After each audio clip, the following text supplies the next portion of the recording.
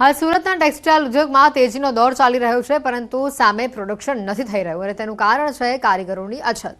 દિવાળીનો તહેવાર તેમજ છઠ પૂજા કરવા માટે કારીગરો તેમના વતન ગયા હતા, પરંતુ હજી પણ મોટા પ્રમાણમાં કારીગરો પરત નથી આવ્યા અને જેની સીધી અસર ટેક્સટાઇલ ઉદ્યોગ ઉપર જોવા મળી રહી છે। કારીગરોને બોલાવવા માટે વેપારીઓ વ્યવસ્થા કરી આપવા છતાં પણ કારીગરો ન આવતા હાલ તેજી વચ્ચે કમાવાના સમયે વેપારીઓને રડવાનો વારો આવી રહ્યો છે। કાપડની માંગ હોવા છતાં પણ પ્રોડક્શન પૂરું કરી શકતા નથી અને જેથી વેપારીઓને મોટું નુકસાન થયેલું જોવા મળી રહ્યું છે। આમ જોવા જઈએ તો 40 થી 50% જેવી શોર્ટેજ છે, કારણ કે દિવસ ખાલી ચાલે છે, રાત ખાલી બંધ થાય। હવે જે અમારા કારીગરો જે ગામ ગયા છે તમે મેં ફોન કરીને એમના ટિકિટના પૈસા તો ટિકિટ પણ જોઈ છે તમે અમે સુરત થી કરાવીને મોકલાવીએ છીએ, તો પણ એ લોકો તને એવું કહી રહ્યું કે અમારા ગામમાં પણ લગ્ન સિઝન ચાલી રહી છે એટલે અમે લોકો આવી શકતા નથી। ઉદ્યોગ પર અત્યારે કોઈ પણ ફેક્ટરી 75% ઉપરથી કે 7 થી 75% એફિશિયન્સીની એનાથી ચાલે છે ને મોસ્ટલી જે અમારી 80-90-100%ની ફેસિલિટી એની પ્રોડક્શનની કેપેસિટીથી ચાલવી જોઈએ એ અત્યારે ચાલતી નથી। સામાન્ય રીતે આપણે ફળો કે શાકભાજીની છાલને ફેંકી દેતા હોઈએ છીએ, પરંતુ અમદાવાદ પૂર્વ વિસ્તારમાં વસવાટ કરતી મહિલાઓ આ છાલનો ઉપયોગ કરી વેસ્ટમાંથી બેસ્ટ વસ્તુ બનાવી રહી છે। અમદાવાદના પૂર્વમાં આવેલા ઓઢવ વિસ્તારમાં વસવાટ કરતી કેટલીક મહિલાઓ પર્યાવરણ જાળવણી માટે શાકભાજી કે ફળોની છાલમાંથી બાયોએન્ઝાઇમ બનાવે છે। બાયોએન્ઝાઇમ એટલે ફળ અને શાકભાજીના છોતરામાંથી દેશી ગોળ અને પાણીની ફર્મેન્ટિંગ પ્રક્રિયાથી બનાવેલી જૈવિક દ્રવ્ય। આ મહિલાઓ નારંગી, સંતરા, મોસંબી, કેળા, કેરી, લીમડાના પાન તેમજ અરીઠાના છોતરામાંથી બાયોએન્ઝાઇમ બનાવે છે, જેને ઘરમાં કચરા પોતા માટે, કપડાં ધોવા માટે, વાસણ માંજવા માટે તેમજ કાચની સફાઈ માટે, ઘરના સફાઈ માટે અસરકારક રૂપ કામ કરે છે।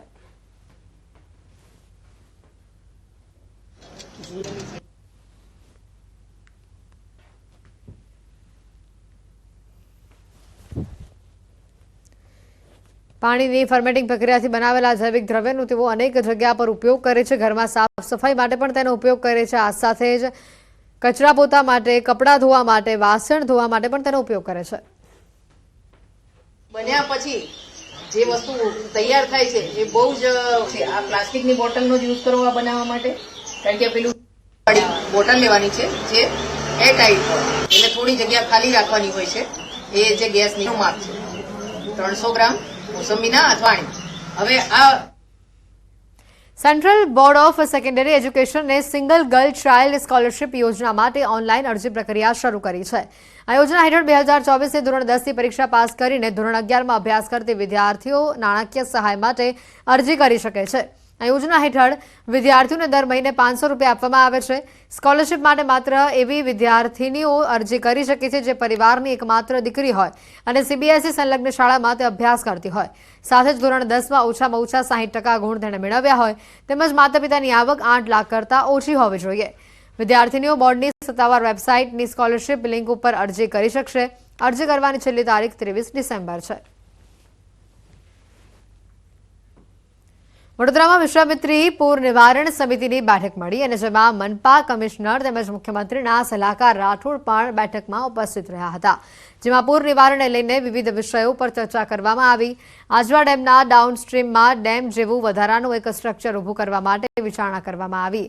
આજવા ડેમની સ્ટોરેજ અને કેરિંગ કેપેસિટી વધશે તો પ્રતાપપુરા ડેમ, વડદલા, ધાનેરા, હરિપુર તળાવમાં પણ સ્ટોરેજ અને કેરિંગ કેપેસિટી વધારવા તેમજ સ્ટ્રેજિંગ કરવાની વિચારણા કરવામાં આવશે। વિશ્વામિત્રી નદીમાં પણ જ્યાં શક્ય હોય ત્યાં સ્ટ્રેજિંગ અને ડિસલિન્ટિંગ કરવાની પણ વિચારણા કરાઈ છે। આજવા ડેમના પૂર્વ વિસ્તારનું પાણી ડાયવર્ટ કરી જાંબુવા નદીમાં ઠાલવવાની પણ વિચારણા થઈ રહી છે।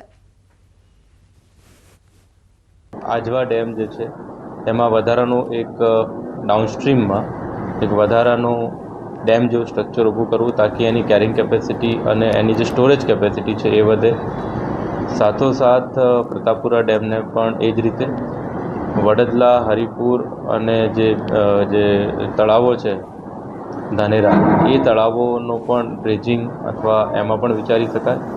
જોડે જોડે વિશ્વામિત્રી નદીને પણ જ્યાં જ્યાં ડ્રેજિંગ શક્ય હોય, ડિસિલ્ટિંગ શક્ય હોય ત્યાં કરીને એની કેરિંગ કેપેસિટી વધારવાની।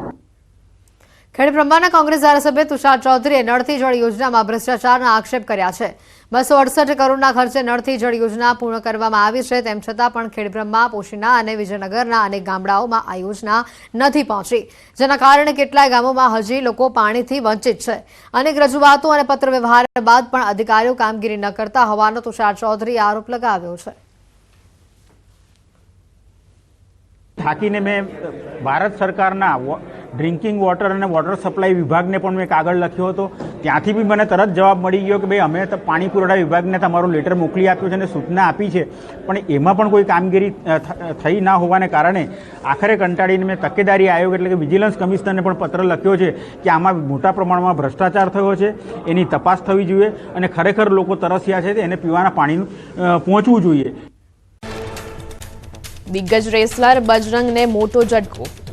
નાડાએ બજરંગ પુનિયાને 4 વર્ષ માટે કર્યો સસ્પેન્ડ. 10 માર્ચે રાષ્ટ્રીય ટીમની પસંદગીની ટ્રાયલ દરમિયાન ડોપિંગ ટેસ્ટ માટે સેમ્પલ આપવાનો કર્યો હતો ઇનકાર. રમવાનું તો ઠીક, હવે કોચિંગ પણ નહીં આપી શકે બજરંગ પુનિયા. રાષ્ટ્રપતિ દ્રૌપદી મુર્મુ આજથી 4 દિવસીય તમિલનાડુની મુલાકાતે. રાષ્ટ્રપતિ આજે ડિફેન્સ સર્વિસીસ સ્ટાફ કોલેજ વેલિંગ્ટનના વિદ્યાર્થીઓ અને ફેકલ્ટીને કરશે સંબોધિત. ઉટીના વેલિંગ્ટનમાં કાર્યક્રમમાં આપશે હાજરી. ફિજલ ચક્રવાત મચાવશે તોફાન. તમિલનાડુમાં વરસાદનું રેડ એલર્ટ. 3 જિલ્લામાં અત્યંત ભારે વરસાદની આગાહી. તમિલનાડુના 6 જિલ્લામાં શાળા કોલેજો બંધ. બંગાળની ખાડીમાં ફરી એકવાર ચક્રવાતની તોફાન. શિયાળાની સિઝનમાં ઉત્તર પૂર્વ અને દક્ષિણ વિસ્તારોમાં વરસાદ. ચેન્નાઈ, તિરુવરમ, માયલાદુથુરાઈ, નાગાપટ્ટિનમ અને કુડલોર અને તંજાવુરમમાં એલર્ટ. ફિજલ વાવાઝોડાના કારણે નીચાણવાળા વિસ્તારમાં પૂર આવવાની શક્યતા. તમિલનાડુ અને પુડુચેરીમાં ભારે વરસાદની આગાહી વચ્ચે તંત્ર એક્શનમાં. એનડીઆરએફ, એસડીઆરએફની 17 ટીમો તૈનાત કરાઈ. બંગાળની ખાડીમાં ડીપ ડિપ્રેશનના કારણે વાવાઝોડા સાથે ભારે વરસાદની શક્યતા.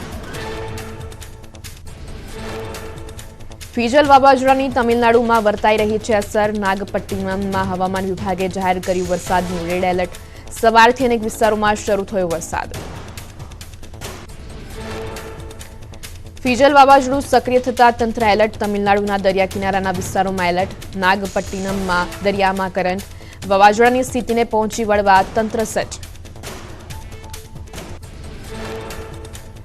ગુજરાતમાં હવે ઠંડી ધ્રુજાવી દેશે. 2 દિવસ બાદ ગુજરાતના તાપમાનમાં થશે ઘટાડો. હાલમાં અમદાવાદમાં 15.9 ડિગ્રી, નલિયા અને વડોદરામાં રાજ્યનું સૌથી ઓછું 13.8 ડિગ્રી તાપમાન નોંધાયું. વેસ્ટર્ન ડિસ્ટર્બન્સના કારણે 1 થી 2 ડિગ્રી તાપમાન ઘટી શકે.